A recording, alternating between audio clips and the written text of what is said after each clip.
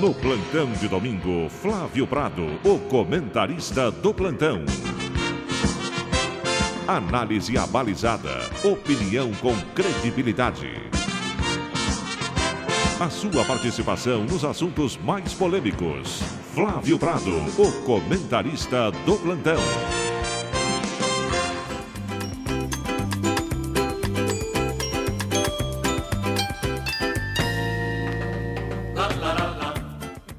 Onze horas e 16 minutos em São Paulo, estamos iniciando o espaço do comentarista do plantão para você. Complicado, hein? Já ouvimos agora há pouco o Vanderlei Nogueira no plantão da reportagem falando de tudo que tem acontecido no nosso futebol, muito especialmente esse momento terrível do São Paulo. O Corinthians joga hoje contra o Atlético Paranaense e é a grande atração da Jovem Pan hoje à tarde. Palmeiras muito bem.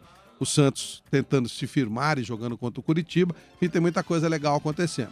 Nós vamos, nesse começo de programa, já repercutir um pouco mais o novo momento do futebol brasileiro. Por exemplo, hoje o Maracanã será reaberto para os times de futebol, né? Teremos um clássico entre Vasco e Fluminense, muita confusão com relação à posição das torcidas. Havia uma tradição de locais fixados pelos times de futebol, inclusive houve... O Abel chegou a falar, tiraram o Fluminense do lugar, fosse torcedor, não é nem ir. O pessoal, algumas tradições estão sendo quebradas. Mas, principalmente, muitas reclamações que depois da Copa das Confederações, o padrão FIFA foi para o espaço.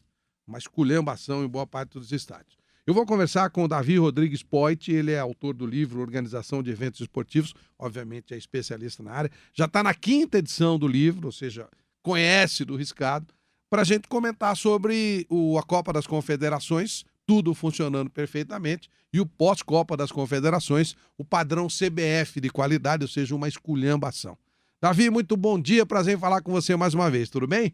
Bom dia, Flávio, o prazer é todo meu, um abraço aos ouvintes da Rádio Jovem Pan. Davi Rodrigues Poit, você é brasileiro, ou seja, tem brasileiro que sabe fazer as coisas bem feitas. Por que acabando o padrão FIFA, voltou a esculhambação, Davi? Você tem alguma explicação para isso? Olha, é uma lógica que se repete nos países subdesenvolvidos. Se a gente comparar com a África, isso aconteceu por lá também. O padrão FIFA é um padrão internacional, é uma marca, a marca e o produto, o futebol está à disposição dos países, os países assumem uma responsabilidade, eles fiscalizam bem, e depois que acaba a Copa das Confederações ou Copa do Mundo, eles vão embora, e aí cada país resolve de acordo com a sua tradição. Obviamente, quando vem um grande evento como este, Copa das Confederações, Copa do Mundo, isso permite algumas mudanças, né? Um olhar diferente para o futebol e também permite uma evolução. Mas não é uma evolução suficiente para se manter tudo no padrão FIFA, infelizmente. Ô Davi, é claro que teremos estádios lindos, o Maracanã está uma maravilha. Os companheiros que estiveram nos estádios elogiaram a Fonte Nova, todos, serão estádios lindos. O estádio bonito por si só adianta alguma coisa? Não resolve. O estádio bonito, ele tem que ser, além de bonito, tem que ser operacional, tem que estar de acordo com a legislação sobre sustentabilidade, tem que ser funcional, seguro, então são muitas coisas. No caso, os 12 estádios que o Brasil está terminando, com certeza estarão dentro desse padrão. Agora, a pergunta acho que é outra, né? Para que um estádio bonito e, de repente, tão grande, né? Exato. Em determinadas praças que a gente sabe que o futebol, ele não tem times na primeira divisão, não tem times na segunda divisão. Então, essa é uma pergunta interessante. Ou seja, a gente aceita aquilo que é imposto pela FIFA e faz do jeito que eles nos pedem, independente do custo. Mas essa eu tenho a resposta. A Copa veio para o Brasil para que as pessoas pudessem roubar, e quanto maior, melhor. Então isso é tranquilo. Isso aí já estava quando o Brasil se candidatou. Era para roubar. E isso aí você tem que roubar bastante, não vai roubar pouco. Nisso o brasileiro é competente. Você não rouba um pouquinho, rouba muito. Então faz um monte de elefantes brancos e fica por isso mesmo. O próprio Corinthians, o estádio aqui, e olha que o Corinthians tem a segunda, entre aspas, maior torcida do Brasil, talvez a primeira, e o Corinthians vai diminuir o estádio. Na Copa é 65 mil, aí o Corinthians para por alguns meses para transformar o estádio num estádio de 48 mil, e eu espero funcional. Agora, tem jeito, Davi? Nós vamos conviver com isso o tempo inteiro, essas reclamações, e vamos ficar com estádios bonitos, grandes, inúteis e não funcionais. Pois é, eu acredito que alguns estádios, como por exemplo a Arena da Amazônia, né, o Estádio Nacional de Brasília, o Mané Garrincha, a própria Arena Pantanal, não tem jeito, vai ficar, não tem, a gente não tem estudos no mundo de situações que conseguiram reverter. Não dá para você, mesmo tendo um jogo ou outro do Flamengo lá no Estádio Nacional, você está falando de um estádio para 71.400 pagantes, é muito espaço e com uma manutenção caríssima, né, entre um jogo e outro, entre um evento e outro. É realmente uma questão de planejar. A gente poderia ter aí 10 estádios, fazer uma Copa mais enxuta, mais tranquila, com menos pompa, né? Seria a opção desejável. Agora, você falou uma coisa, Flávio, que o brasileiro precisa aprender, né? Esse caso do Corinthians, em que pese aí outros problemas, mas a ideia de ter 70 e poucos mil lugares e depois tirar esses 20 mil para ficar aí com 48, 49 mil, é uma ideia viável, é uma ideia interessante. Isso aí poderia ter sido pensado em outras sedes também.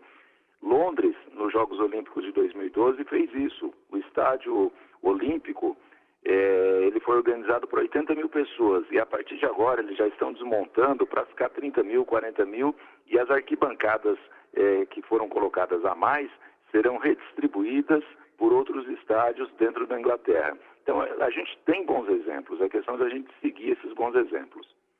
Por exemplo, o Náutico. O Náutico saiu dos aflitos e foi para a Arena Pernambuco, fizeram uma cidade nova para a Copa. Quer dizer, os caras capricharam. Só que a torcida tá brava, o Náutico não ganha jogo nenhum e para muita gente um dos motivos é exatamente sair do pequeno ao sapão. Alguém vai dizer, pô, mas se não tem time para ganhar, precisa do estádio? Ué, é o caso, o Náutico não é nem questão de dinheiro, é questão de finanças. É um clube pobre, é um clube que ganha muito menos do que os demais e a torcida tá brava, a torcida não tá gostando muito da ideia desse estádio, não. Como o Atlético já abdicou do Mineirão, tá até bravo de ter que jogar no Mineirão. Então até nas praças importantes a gente corre o risco de ter alguns elefantes brancos, hein, Davi? Não tenha dúvida. Além disso, tem o aspecto de reorganizar, tirar as pessoas daquela zona de conforto, né? Você lembra, você falou muito sobre isso, o Maracanã antigamente tinha geral lá, que era uma maravilha, né? Em determinado momento acabou. Lá no Grêmio também, eles tinham lá um espaço específico lá para Avalanche também, que já estão reorganizando, vai acabar também a voz corrente. Então essas coisas vão acontecendo, é um processo de mudança, de atualização e tudo mais, né? Esses estádios maravilhosos, bonitos, significa também ingresso mais caro, vai fazer com que muita gente deixe de ir para o estádio e passe a assistir via televisão. Então são mudanças que a gente viu acontecendo na Inglaterra, viu acontecendo na França, na Alemanha, e que não tem jeito, o Brasil vai passar, vai ter que se adaptar a esses novos tempos, né? Com os ônus e os bônus inerentes ao fato. Agora, a principal colocação, tá lá o estádio, funcional ou não funcional, ele tá lá, e de repente, quando a FIFA estava aí, ele funcionou. A FIFA foi embora, ele deixou de funcionar.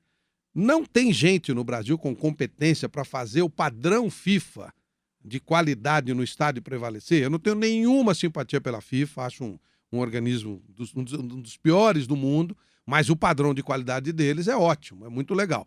Não dá para fazer isso, não tem gente no Brasil com competência para fazer isso, Davi?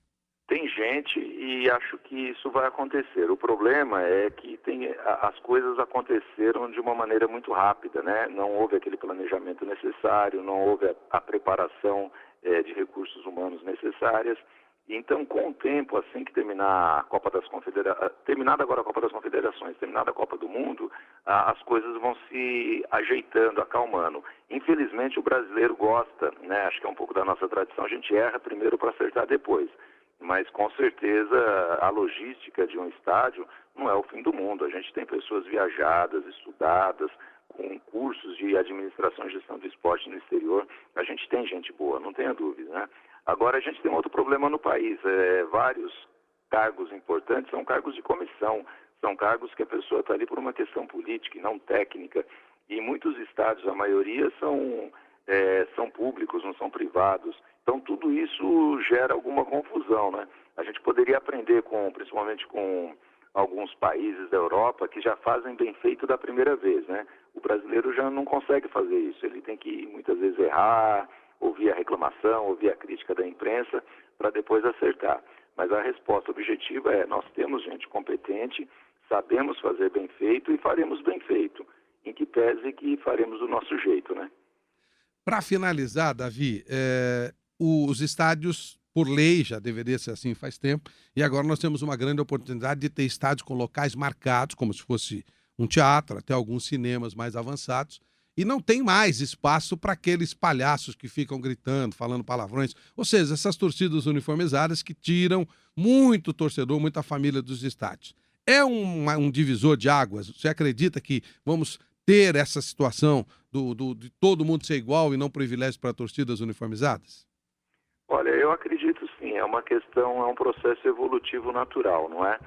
A vantagem de trazer os grandes eventos esportivos para o Brasil tem esse lado educacional também.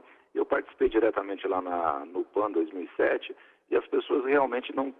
no Brasil, as pessoas não têm o hábito de sentar no lugar marcado. Ela escolhe o local pela chegada. Ela chega, escolhe o melhor lugar, não tem ninguém sentado, vai e senta. Esse não é um hábito internacional, não é um hábito correto, ele não é seguro e, o mais importante, não é justo. Quem paga um ingresso melhor vai sentar no melhor local porque se disponibilizou a pagar. Então, esse processo de mudança ele vai demorar um pouquinho. Mas esse a gente pode dizer que será um grande legado. Né, o legado educacional, o legado de aprender a fazer bem feito, de conviver com eventos desse tipo. Nesse sentido, eu acho que o brasileiro vai aprender e o Código do Torcedor vai nos amparar para que isso realmente ocorra em todas as praças esportivas, diferentemente do que vem ocorrendo até hoje. E o que é pior, né, Flávio? Os jogos da Copa, principalmente os principais jogos, 100% dos ingressos são vendidos. Quer dizer, se não houver a mínima organização de cada um sentar no seu local, vira uma bagunça muito grande. Davi Rodrigues Poit, parabéns pela 5ª edição do Organização de Eventos Esportivos, demonstra sua competência, sua capacidade para falar e tomara que pessoas do seu porte sejam chamadas mais vezes para que a gente possa ter o futebol brasileiro uma coisa decente. Às vezes as pessoas falam que querem transformar o futebol brasileiro num teatro. Bom, seria ótimo, né? Por que tem que ser sujo, nojento, com um monte de gente falando palavrão, com um monte de imbecis brigando? Não tem sentido isso. É um espetáculo como qualquer outro e levar as famílias para os estádios é uma coisa bastante útil. Um bom dia para você, obrigado por nos atender, Davi. Bom dia, Flávio, um grande abraço, até a próxima. 11h28 em São Paulo.